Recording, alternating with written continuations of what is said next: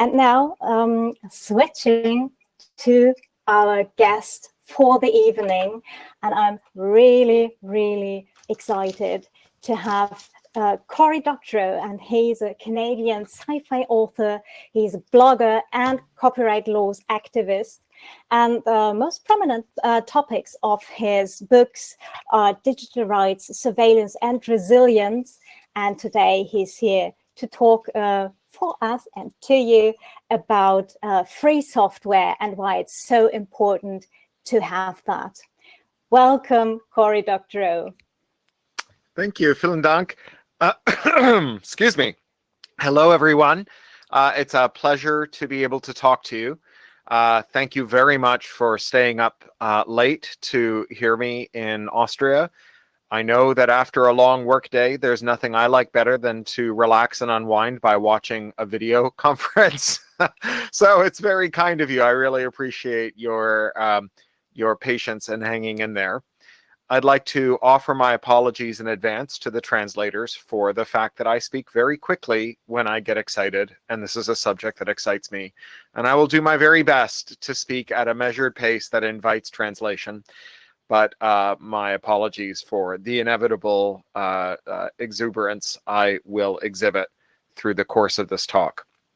So the talk I'm going to give tonight is adapted from a column that I wrote in a magazine called Locus Magazine. It's the science fiction industry's trade magazine, and I'm a science fiction novelist. This is, my latest book, the Third Little Brother book. And I write about whatever I want there, and I've been writing there for 14 years. And I started to have this, I don't know what you call it, like a revelation just before my last column was due. Normally they come in as a very short, sort of 1,000-word typical column, and this one came in at much longer. It ended up filling about half the issue, and my editor was kind enough to run it verbatim. And I think it constitutes a real advance in how I conceive of some issues that are very near to my heart and that I've campaigned on for a long time. And I think that it very much touches on the themes of this conference and phrases things in a way that I had not heard them phrased before. And I was very lucky to be able to talk to a variety of experts while I was developing this column, notably Pamela Samuelson, Zephyr Teachout, and Benjamin Mako-Hill. And I'd like to acknowledge all of their contributions to this. So the column as it ran is called IP. The talk is called We Used to Have Cake and Now We've Barely Got Icing. I'm sure you know the term open source software, and if you are in the audience for this talk, you've probably heard of free software, and you might even know a little bit about the war of words between those two phrases and the ethical debate that underpins them. Now, I have been involved in these issues since the last century, but even I never really understood what was going on in the background until recently. I was researching the history of the first free software license and had a revelation that transformed the way that I think about all of this stuff. Here's some background. Free software has its origins with an AI researcher who became an activist named Richard Stallman, and he started the GNU project in 1983 and created the GNU General Public License, or GPL. The GPL is a copyright license for computer programmers who want to share their work. If you release a program's underlying code under the GPL, it means that everyone in the world is free to run your program, to study the code, to improve the code, and to share the improved code with others, provided that they apply the same license to it. The GPL is a copyright license for code, and it arrived almost at the same moment that copyright itself arrived for code. Before 1983, in the US, software was primarily viewed as a functional work, and functional works don't get copyright, only creative works do. But in 1983, a lawsuit called Apple versus Franklin, combined with some changes in the US Copyright Act that had been enacted in 1980, changed the way that the law worked so that it became widely understood that software could be copyrighted. And so when you chose to apply the GPL to your copyrighted code, you could lock it open and ensure that not only could others build on it, but that no one could take that code that you had released into the open and close it off again. Today, we think of the act of licensing code as free software as a mark of forbearance, a way for a software author to promise not to seek legal sanctions against people who create new programs that read and write their data, nor against those who fork off competing versions of their original program. To make your software free is to promise its users freedom. As the saying goes, you have made the code free as in speech, even if it's not necessarily free as in beer. In 1998, free software was reinvented. A group of more business-oriented technical people and entrepreneurs decided that the name free software was alienating the commercial sector. First, because it stressed freedom, and second, because it implied that the code must be free of charge, and therefore couldn't be directly commercialized. So these people coined a rival term, open source, stressing the instrumental benefits of allowing other people to scrutinize their code. Scrutineers could root out defects and prevent nefarious subversion of code to spy on or steal data from its users. As the saying went, with enough eyeballs, all bugs are shallow. So let's go back to 1983 and the birth of free software. At that moment, when free software was born, software copyright was brand new, not widespread, and no one was sure how it worked, what it covered, and what it prohibited. Software patents were effectively unheard of and nearly impossible to secure. Terms of service, those shrink-wrap licenses and other contracts that you agree to simply by running code or opening a box or taking some other mundane and unsuspecting steps, these were not considered enforceable. There were no laws against bypassing the copy controls that we sometimes call digital rights management, or DRM. And certainly, there were none of these weird, modern, exotic para-copyrights. For example, the one that Oracle is trying to establish by suing Google at the Supreme Court to say that an API is copyrightable. In other words, when free software was born, if you wanted to clone or interoperate with or improve or modify any existing software, all you needed to do was reverse engineer that software, and you were free to work. The GPL was not permission to make something new that was compatible with something that already existed. People who knew how to make software already behaved as though that was something that they were permitted to do, irrespective of the hurt feelings and anger of the companies or individuals whose code they were working with.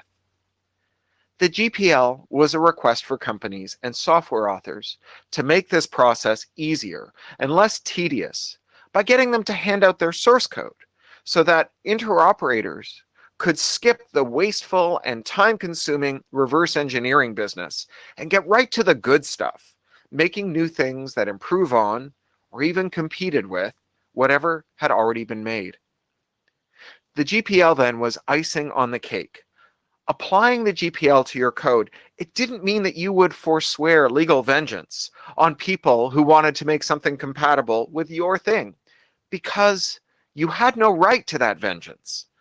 Applying to the GPL signaled that you wanted to collaborate with your interoperators, rather than impotently shaking your fist at them from the sidelines as they went right ahead and interoperated with your code, no matter what your wishes.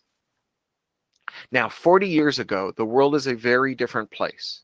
Between software copyrights, anti-circumvention rules, software patents, enforceable terms of service, trade secrecy, non-compete agreements, and this Google Oracle business, any attempt to interoperate with an existing product or service without permission from its corporate master is a legal suicide mission, an invitation to almost unlimited civil and even criminal litigation.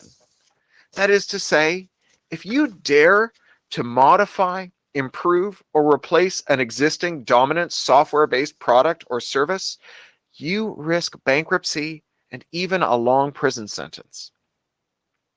40 years ago, we had cake and we asked for icing on top of it. Today, all we have left is the icing. We've forgotten that the cake was ever there. If your code isn't licensed as free, then it had best be left alone. So let me talk about what I mean when I say interoperability.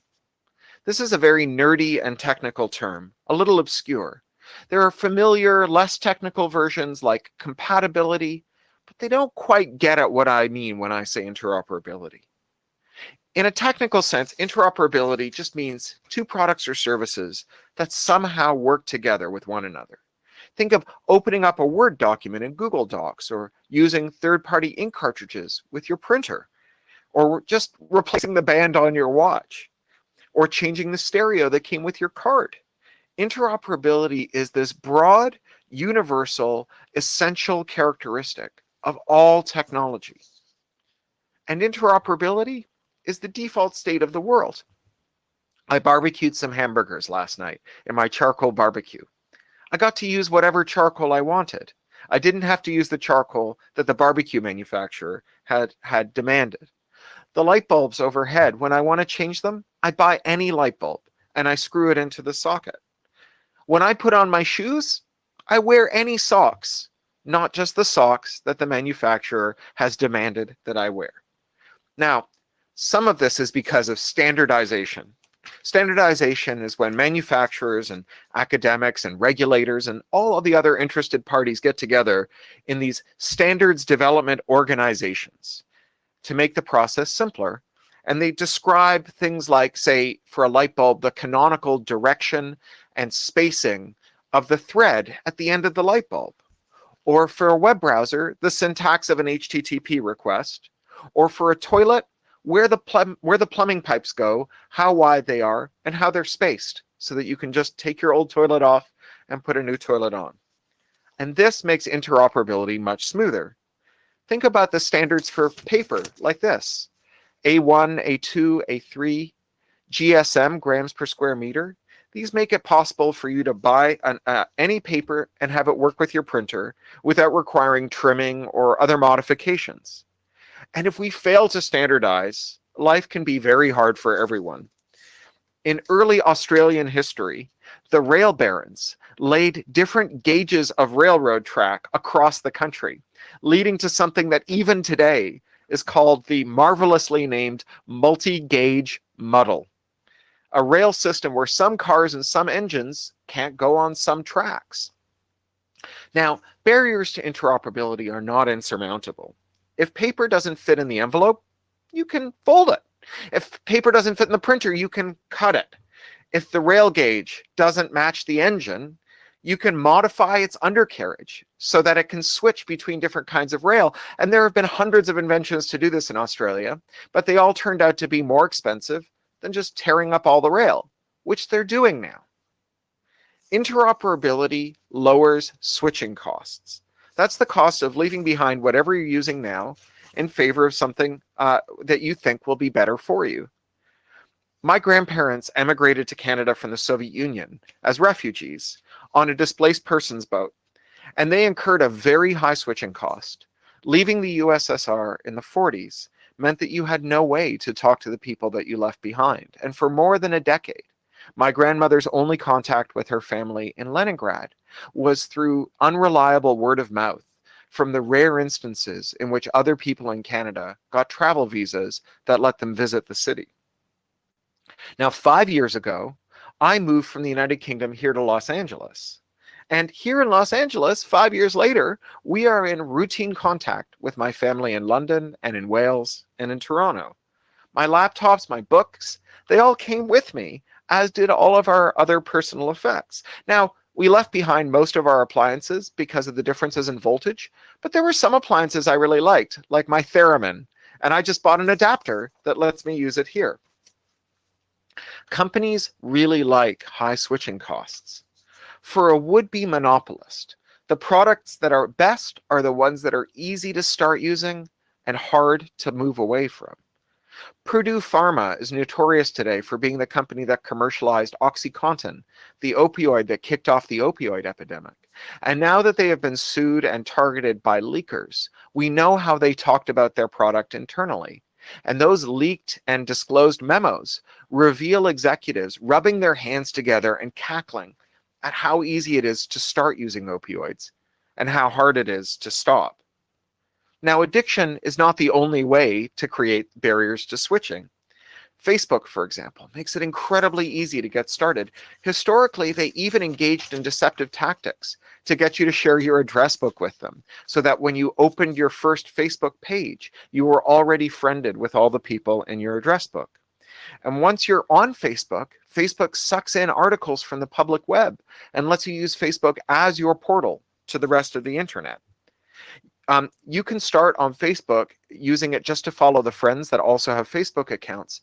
But over time, it also nudges you to follow your friends on rival networks like Twitter by using Facebook as your interface to read those web feeds. But when you want to leave Facebook, there is no easy way to do so. You can't go to one of Facebook's rivals and follow what your friends are posting to Facebook from there. And you certainly can't reply to those messages from a rival to Facebook.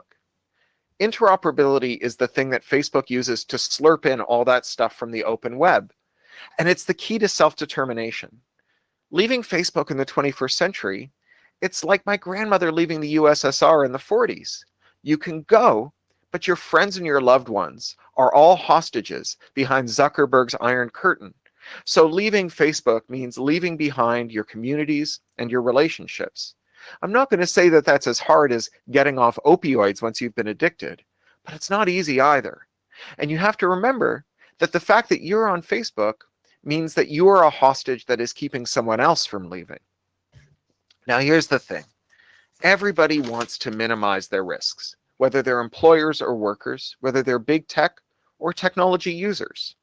You want to use Google in ways that make your life better, and you don't want Google to be able to arbitrarily change or remove the services that it provides in ways that make your life worse. I am still angry that Google removed Google Reader, its flagship RSS product that I relied on every day. Now, Google wants to ensure that you won't leave the company and stop using its products and services. It could do this by making sure that you are so delighted with those products and services that you don't even consider leaving. But a surer, cheaper, and more reliable way is to interweave its products and services with your life, making sure that your kid can't go to public school without having a Google Classroom account, embedding Google Search in your mobile operating system, releasing web and app development frameworks for third parties that quietly harvest the data of their users and send them to Google, meaning that whether or not you know it, you're still a Google user. Now, the more freedom you have to leave Google, the bigger a risk you present to Google. The more Google can lock you in, the lower the risk of your departure from the service, the higher the risk that Google will cease to keep your business by making the best products it can, and instead depend on being able to retain you because you can't leave, or because leaving comes at a high price. Interoperability improves self-determination by safeguarding your ability to change your current situation in incremental steps. Say you like your phone and the apps that you have, but an app that's been banned in its default app store is one that you want to use. Interoperability comes to the rescue here. You could add a second app store to your phone's list of approved software. You get to keep your phone, you get to keep your apps, you get to keep all the data on your phone, and you get to use that app that the manufacturer doesn't want you to have. Without interoperability, the choice is take it or leave it. If the App Store blocks the app that you want, the price of getting that app is throwing away your phone, all of its apps, some or all of the data that you've painstakingly put into your phone. That app had better be a pretty damn good app, otherwise no one is going to start using it. Writ large, interoperability is democracy. When someone says they like the city but not its local laws, we don't tell them that the law is the law, and if you don't like the law, get out of the city. Instead, we set out processes by which local laws can be amended or repealed by the people who are chafed by them. And if you fail in your bid to change your city's law, and you decide that you want to go to another city, you can stay friends with the people that you've left behind. You can bring your things with you. Interoperability lets you replace the laws and keep your house, or replace your house and go find new laws. Now, all of this started with a reflection on the history of free software and the largely forgotten time in which the default condition of software was freedom. In the absence of copyright, patent, anti-circumvention, terms of service, non-competes, confidentiality, and all those other commonplaces of today's software marketplace, anyone who could figure out how to reverse engineer a program could improve it, replace some or all of it, read or write its files, compete with it, or sideline it. Today, this is no longer the case. In fact, today's software marketplace is so unlike this previous cake and icing world, where the default was software freedom, the cake. And free software movement came along and made its audacious demand for freely reusable source code as a means of making that freedom as frictionless as possible. When they asked for icing, it's virtually impossible to imagine that environment today. The thicket of anti-interoperability rules that have sprung up around interoperability has a catch-all name. We call it intellectual property.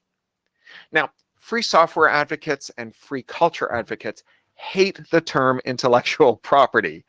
The argument against intellectual property is in two pieces. First, the argument says that the term is imprecise, and second, it says that it's dishonest. So let's talk about imprecision. Prior to the rise of the term intellectual property as an umbrella term, if you wanted to talk about one of the things that encompasses, you would just name it. When you were talking about copyright, you said copyright. And when you were talking about patents, you said patents. Bunching together copyrights and trademarks and patents and all these other rules, it wasn't particularly useful since they were all very different. On rare instances in which you had to talk about all of them together, usually you called them the creator's monopolies or the author's monopolies.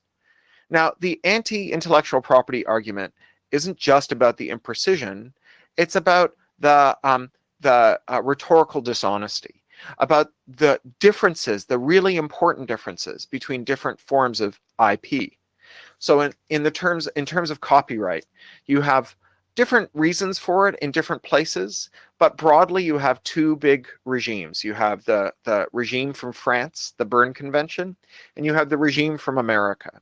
And both of them, despite some profound differences, talk about providing an incentive to create and not allowing for that incentive to grow so large that it chokes off future creation. Both of them contain limitations and exceptions, and both of them are designed to provide just enough incentive to create and no more.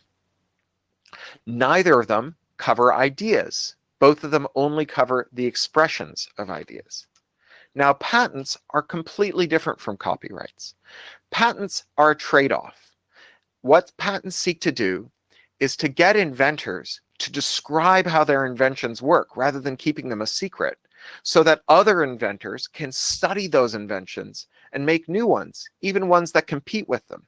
So to get a patent, you have to submit a working model or a diagram of how your invention works. And that diagram or model has to be so detailed that anyone who studies it can figure out how it works. And that means that they can make a new product that competes with it without violating your patent.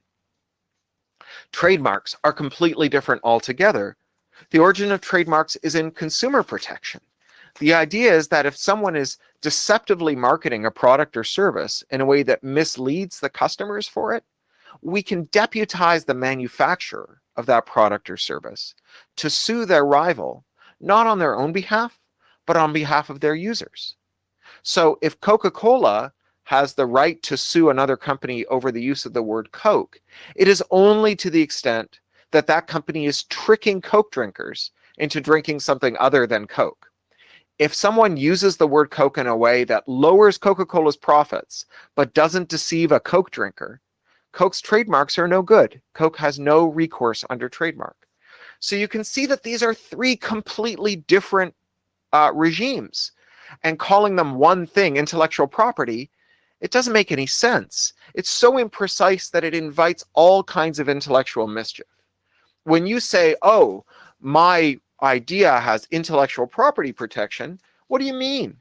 Do you mean that your expression is covered but not the idea, and only to the extent that it provides an incentive?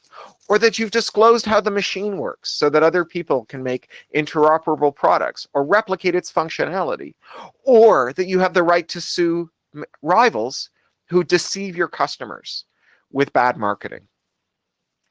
Now, all of that being said, when you actually look at how people in industry use the term IP, there is a very precise, if colloquial, definition that completely covers all of the ways in which it's used, and it's this.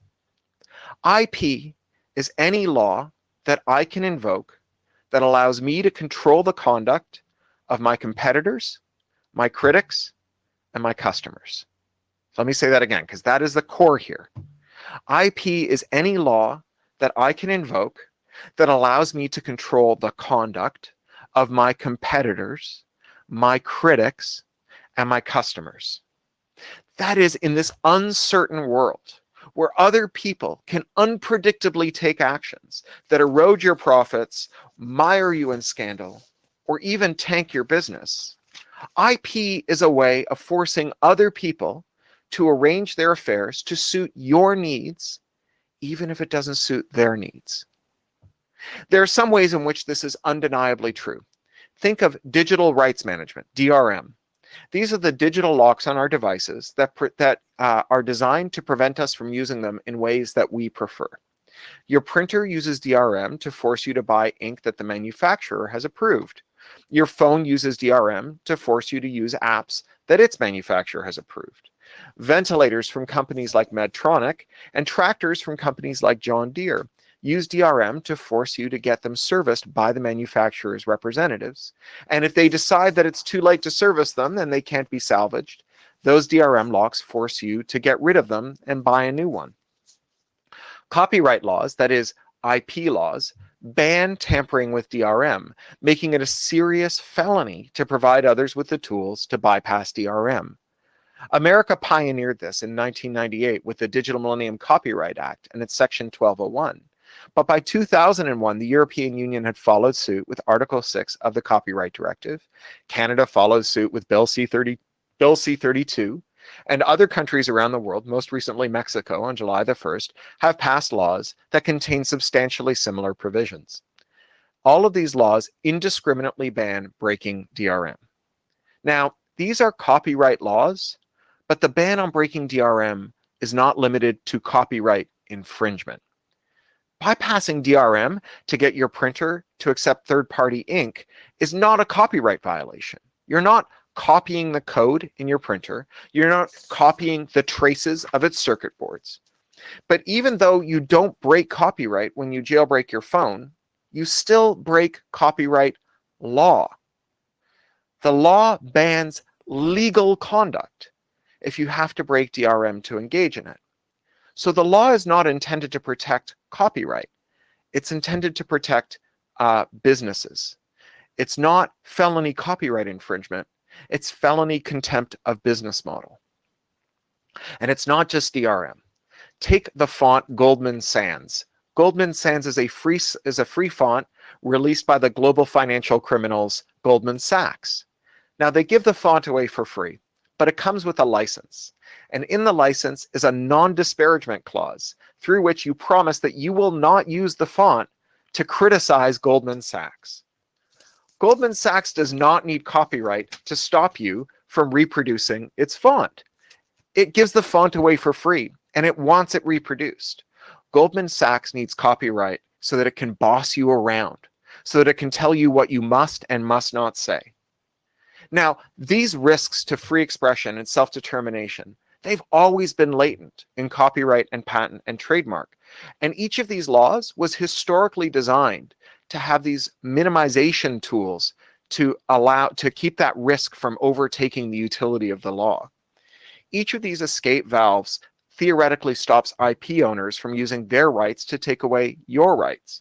So in copyright, we have fair dealing and limitations and exceptions, which allow for many kinds of copying, adapting, displaying, and even selling other people's copyrighted works, provided that these activities promote free and robust discourse by transforming, commenting on, or analyzing copyrighted work. Fair dealing does not depend on a copyright owner's permission. Fair dealing is there for you to use when you don't have permission. Patent has its own escape valve, publication. To get a patent, you have to tell people how your invention works. And so other people can study it and make rival products that don't conflict with your patent. And trademark has its own escape valves. First is the narrowness of trademark, that it only protects against deceptive uses. And second is something called the nominative defense, where it's not a violation of trademark to use a trademark to describe the thing that the trademark is associated with. You can put a sign in your shop window that says, "We fix iPhones." You can put a sign on your printer ink that says, "Works with HP printers." You can put a sign on your soft drink machine that says, "This tastes better than Coke." And there's nothing the trademark holder gets to do about it. Now, these escape valves were around for a very long time, but they turned out to be very brittle. It turns out that much of the efficacy of these escape valves depends on there being real competition, so that when one company tries to narrow fair dealing, for example, other companies that depend on fair dealing will show up to fight for a more expansive definition and produce an equilibrium that protects us. Through 4 decades of massive consolidation in every industry, a consensus has emerged in the global shareholder and managerial classes that these escape valves are defects in otherwise exemplary laws. And these entities have set to work creating legal precedents, new laws, and new legal tactics to jam the escape valve shut and break off the handle. This is how we went from having software freedom cake to just having the icing. New copyright laws, like the ones that prohibit breaking DRM. New copyright precedents, like the one that Oracle is seeking against Google. And new tactics for combining copyrights, patents, trademarks, DRM, trade secrets, and other IP, so that if trademark permits something, copyright will block it. And if copyright will permit something, patent will block it, and so on, until all the certainty has been moved onto the manufacturer's side of the deal, and all the risk has been moved onto yours. Recall that the term of art that we used before IP was the author's monopoly. Now, there are lots of versions of how we went from calling it author's monopolies to IP, but the one thing that everyone agrees is that being called a monopolist is no fun. And so if you were someone who felt that your rights weren't being respected, and the only way to get them to be reformed was to go to Parliament or Congress and say, "My monopoly isn't big enough," that you would get a not very good hearing. And so it was much easier for people to be able to ask for help defending their property, and the term intellectual property became widespread. Now, there is a strict sense in which copyright and other IP rights are monopolies. When you write down a collection of words, when I wrote down this essay, a new copyright was born, and it gave me the exclusive right to reproduce, adapt, display, perform, or sell the essay. My rivals can compete with me by writing different essays that they hope to sell to the same magazines and tempt the same readers with, but me and I alone can sell the essay that I wrote. In that sense, I obviously have a monopoly. I'm in a market with only one seller. That is the purest monopoly that there is. But in competition law, that's not what we mean when we say monopoly. We don't mean a company that has 100% of the market. We mean, we call someone a monopolist when they have market power. That is, the power to set prices. After HP sells you a printer, it can charge whatever it wants for the ink. You could just throw away the printer and buy another one, but all of HP's rivals also charge over the odds for their ink, and they also use DRM and IP to punish competitors who introduce cheap ink into the market. The people who get angry when we call them monopolists for having copyrights, they're not wrong. It's a rare author who has market power. Authors, even best-selling authors, have limited power to convince publishers to pay more. There are a few superstar exceptions, but they're as rare as meteor strikes. Overwhelmingly, copyright does not give a creator market power. However, there are actual market power monopolies in the entertainment industry. For example, the world right now has about one movie theater chain, AMC, that dominates the majority of screens and is on the verge of bankruptcy.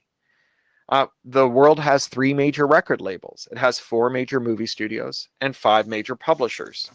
There's one national brick and mortar bookstore chain left in the United States, and there is a single global online digital bookseller that dominates most book selling. How did these monopolies emerge? Well, in some ways, these monopolies over creative work came from the same place as all the other monopolies that we're contending with today. We, after all, live in a world of monopolistic energy, eyewear, finance, accounting, aerospace, civil engineering, logistics, and so on. And the way that those came about was from lax anti-monopoly enforcement.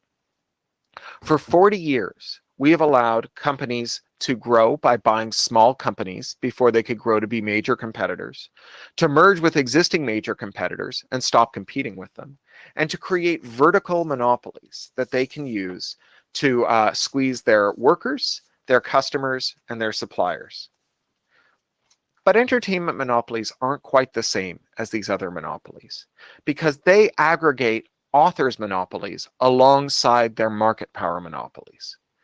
These monopolies, these hybrid monopolies of market power and authors' monopoly, are durable in a way that just market power monopolies are not. Say you're Universal Music and you control 1/3 of all the music that musicians might want to sample. You have a bottleneck that can only be evaded, or that cannot be evaded through creativity or cunning.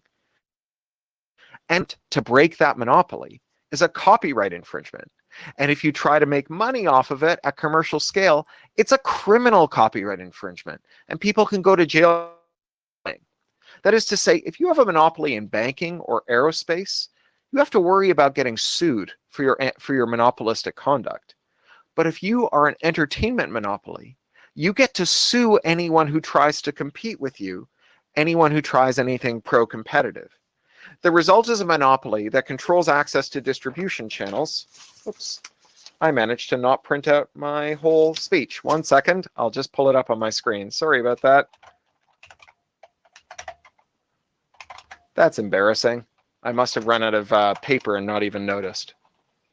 Oh, no problems. Going so much wrong on our side. So everything is totally fine. And I can just tell people on the stream that they still have the possibility to ask us questions via PrivacyWeek AT/ask. Very good. And I'm back. I've got my speech in front of me now. Thank you. The result is a monopoly that controls access to distribution channels and audiences that can invoke the power of the state to fine or even imprison people who seek to challenge their monopoly. And tech has disrupted this, but even where tech challenges monopolies, it does so in the service of creating more monopolies. Kindle Unlimited, for example, represents a real challenge to traditional publishing. And every Kindle Unlimited book is released with DRM that locks it to Amazon's platform. Any attempt to liberate a Kindle Unlimited book so it can be read on a rival's device or with a device designed to stop Amazon from spying on you while you read involves breaking the DRM, and that involves committing a felony under Section 1201 of the DMCA or Article 6 of the EUCD. Kindle Unlimited books are not sold to libraries, and giving a librarian a tool to remove DRM so they can add a Kindle Unlimited book to their collection is a jailable offense. As Amazon conquers an ever larger proportion of genre readers, it permanently locks those readers to its platform, meaning that any author who wants access to those readers has to do so on Amazon's terms, turning over the power of their author's monopoly to be used in Amazon's market power monopoly arsenal. Give authors more copyright, a stronger monopoly, and Amazon will just take that too. As a condition of reaching the audience Amazon has imprisoned in its walled garden. Authors' monopolies are not market power monopolies, and just because you have a copyright, it doesn't mean you're a monopolist. But if you can aggregate enough authors' monopolies in one place, you can turn them into a market power monopoly, backed by the power of the courts and the prisons, and it accumulates more authors' monopolies every time someone enters your captive marketplace. We're getting to the end here. And I think you've probably heard the quote from the founder of Netscape, Mark Andreessen, that software is eating the world. And with all due respect to Mr. Andreessen, I want to say that that's not true. Software has already eaten the world. If there was any doubt, the pandemic has erased it. Here we are, locked down, viewing the world through our screens. There can no longer be any distinction between human rights and digital rights. There's no software freedom. There's only freedom. Software is expanding relentlessly into every device and system, from ventilators to tractors, from toothbrushes to sex toys, from refrigerator filters to money itself. And where we find software, we find IP. That is, software deployed to control the conduct of competitors, critics, and customers in such a way that overlapping systems of laws can be invoked to punish anyone who bypasses that software. The combination of software and IP in every device is a sea change in the organization of our society. As firms have become increasingly concentrated, as monopolies have emerged in every sector, they have figured out how to infuse their products with just enough software that they can invoke IP to control their competitors, their critics, and their customers. These are market power monopolies backstopped by creators' monopolies, which create IP rights that supercharge market power.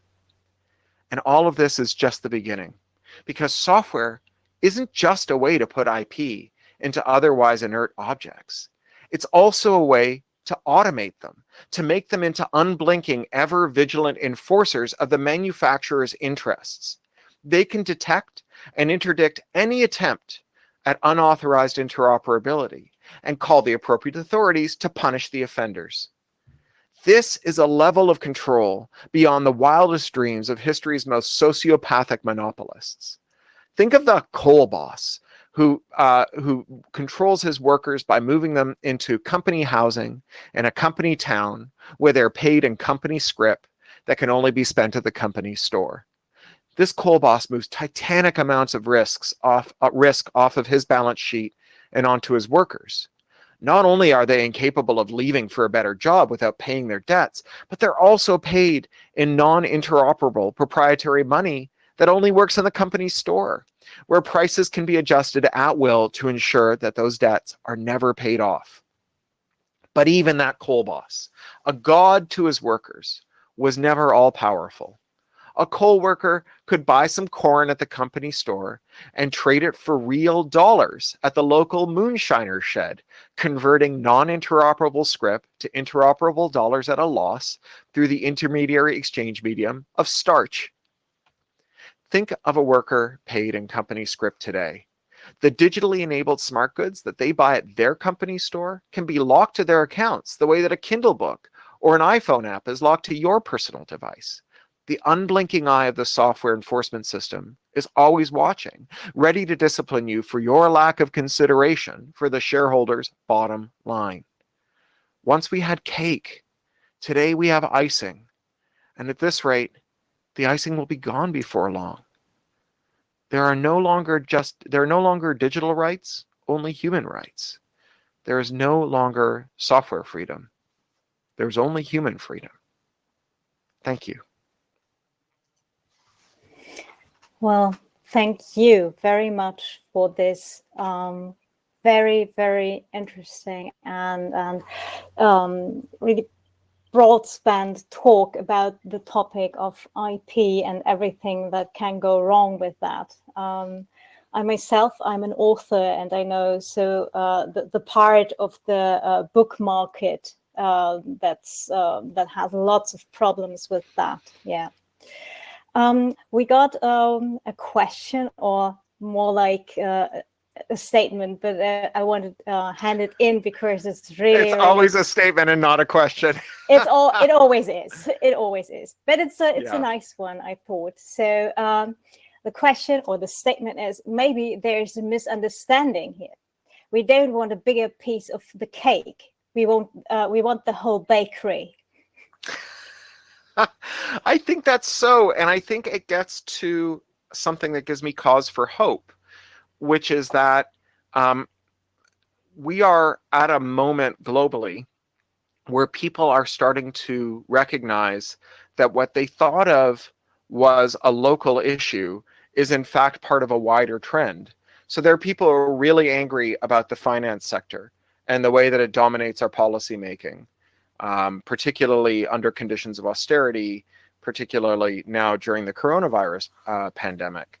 And there are people who are really angry about their glasses because all the glasses in the world now are made by one company, Luxottica in Italy, that also owns all the high street retailers like LensCrafters and Sunglass Hut, all of the brands, so Dolce & Gabbana and Oliver Peoples, and all of the major labs, Essilor, and the major eyewear insurer. And they've raised prices 1,000% in a decade.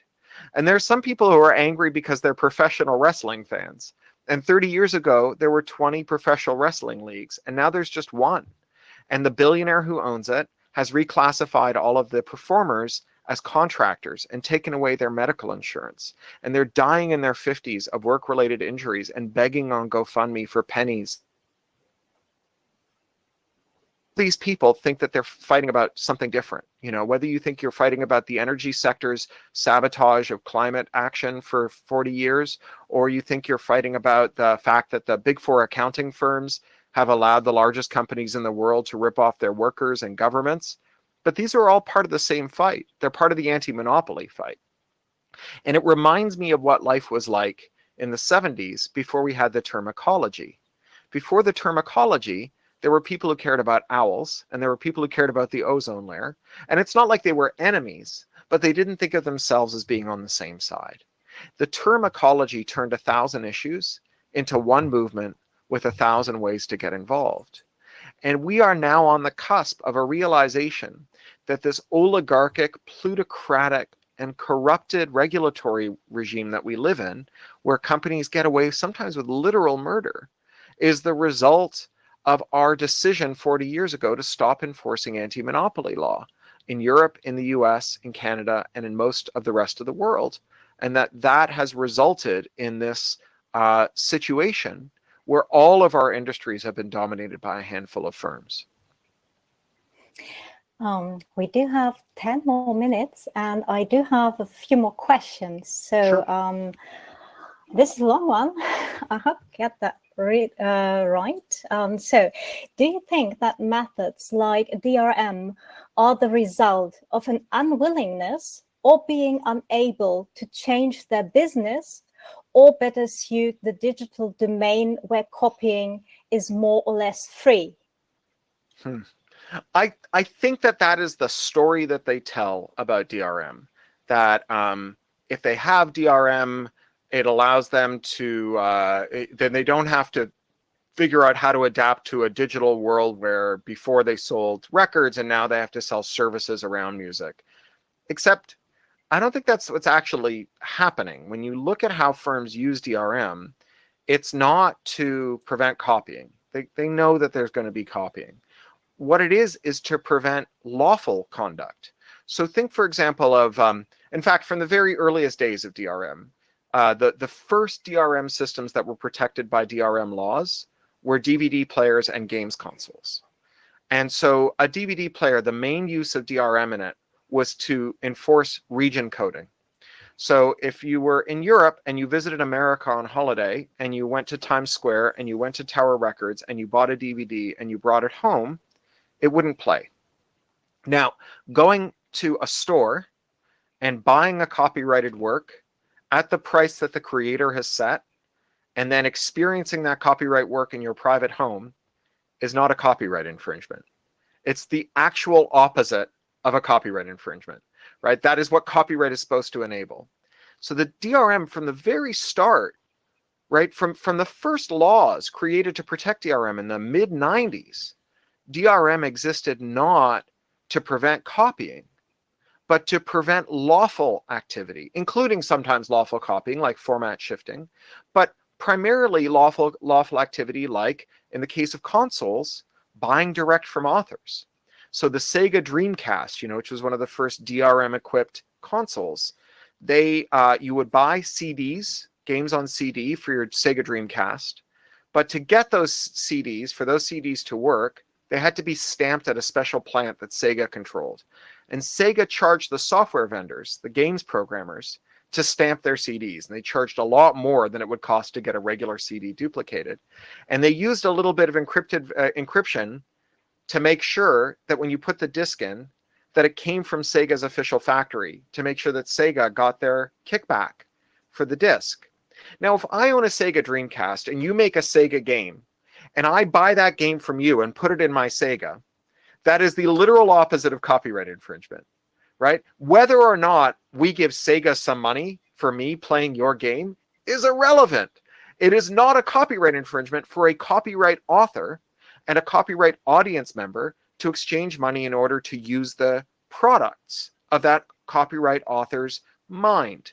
And so what we have is a situation or a system that is designed not to enforce copyright law, but to create an entirely new private regime of law, where if you skin a device with just enough DRM to invoke an anti-DRM law, a DRM protection law, then using that device in ways that you prefer, that your customers prefer, can become a crime, right? And so rather than going to Congress or Parliament or the European Parliament saying it should be illegal to bring a DVD home from America and watch it, you can just add DRM and then invoke Article 6 of the EUCD and say, irrespective of whether it's legal to watch this disc, you're not allowed to watch this disc.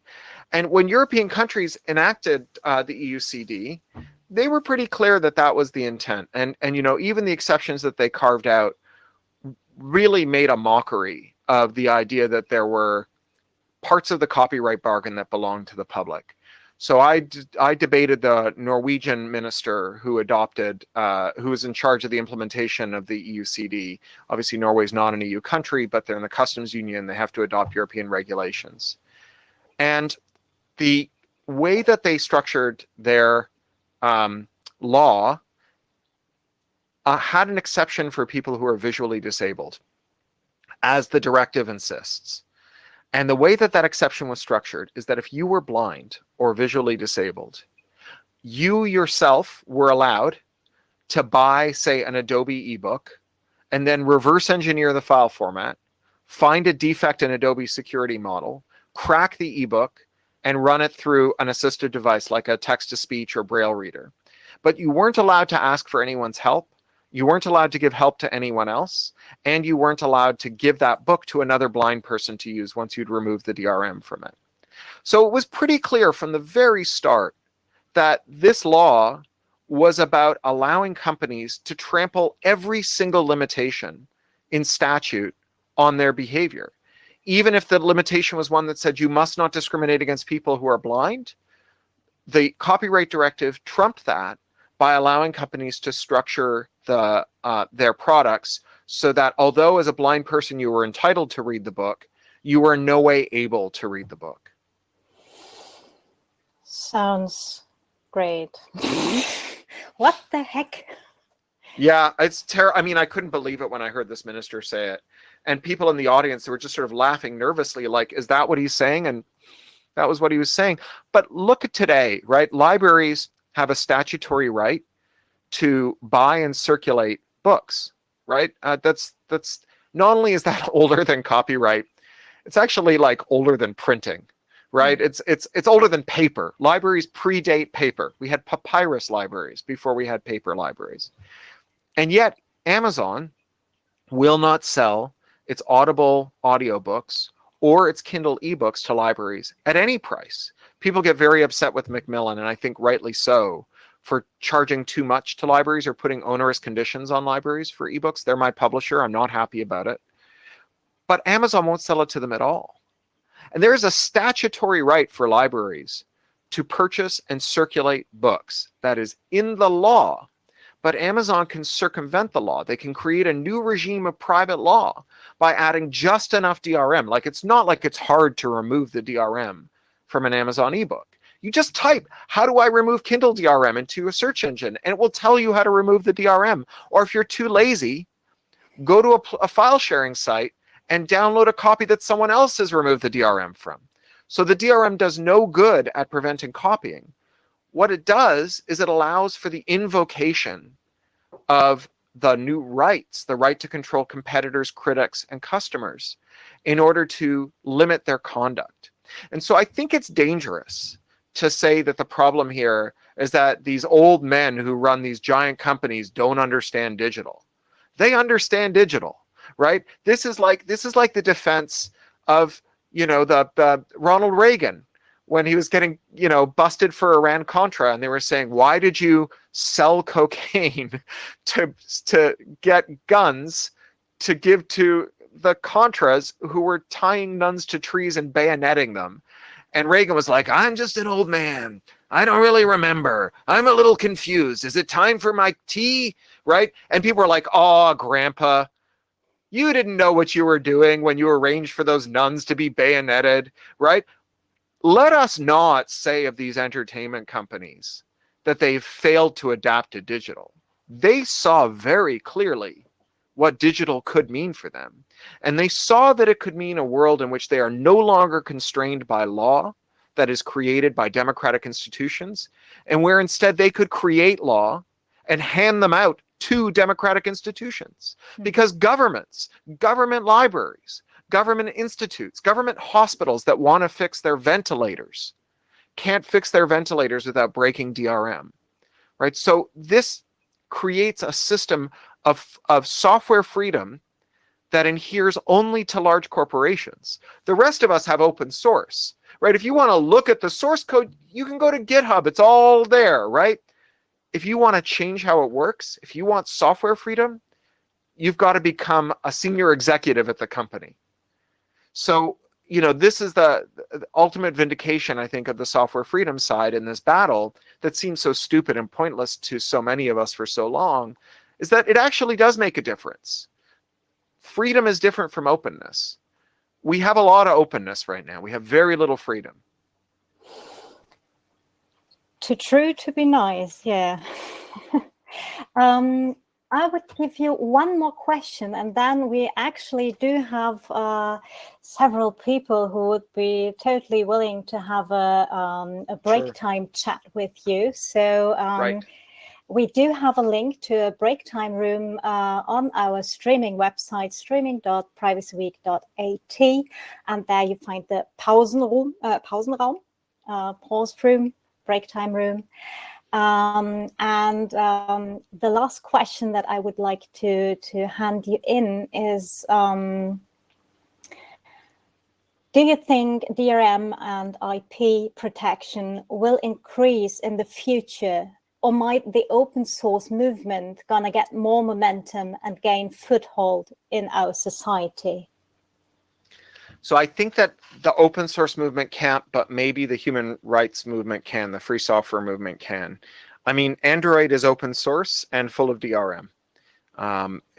They are combinations of things like code signing and lock-in and patents, these overlapping regimes, as I described, where copyright permits something, but then trademark stops it, then trademark permits it, and then patent comes in to stop it.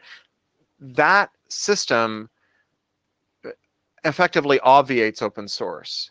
So what we have to do is rally around free software, not as a collection of licenses, but as an ethical proposition, right? That what we have to say is we need software freedom irrespective of the licensing regimes. You know, it's not enough to have, you know, source code if you are bound by terms of service that prevent you from using that source code in ways that will enhance interoperability and self-determination. And I think that the best chance we have of that is a very broad instrument. When we look at things like the Google Oracle case, which is, you know, very big and really not getting enough attention because it's so boring, but it's so important. The Google Oracle case shows you that when you have a monopoly, you get a lot of extra money, and you can take some of that money and mobilize it to change the law. And so monopolies accelerate themselves. They're a flywheel that gets faster and faster. And any exception that we make to copyright or patent or trademark or trade secrecy or any of the other regimes could be eventually overtaken by an expensive legal maneuver in some other domain. Maybe it'll become a non-compete agreement.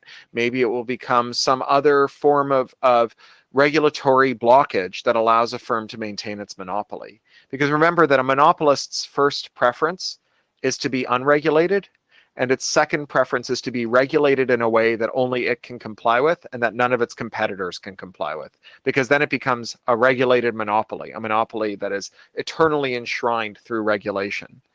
And so I think what we need is a simple and blunt instrument that I call the interoperator's defense. And it would be a law that would come through in Europe, I think through a regulation, a Europe-wide regulation.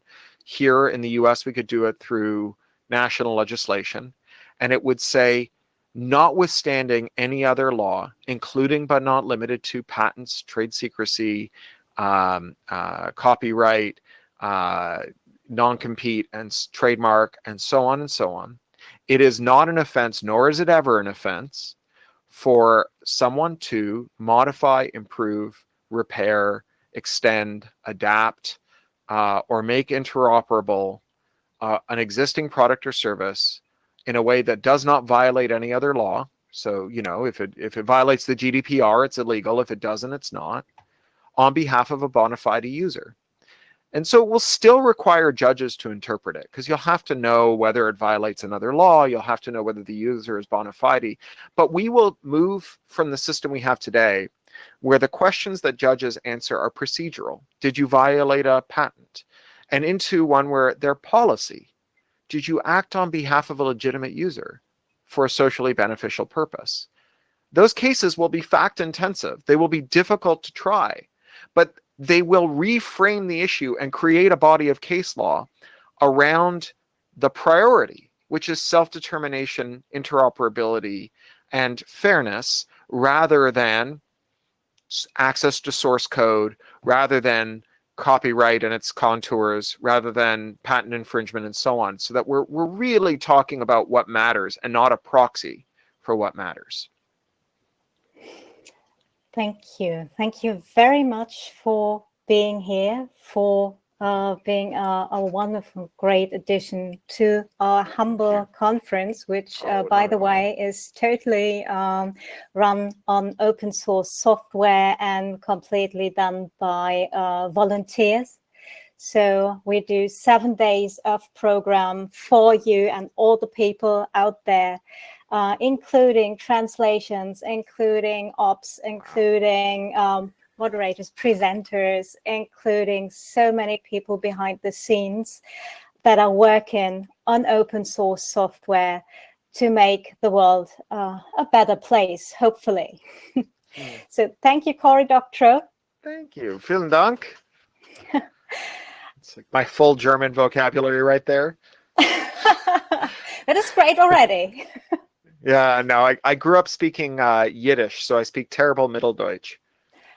Oh, but very interesting. Yeah. I think thank you again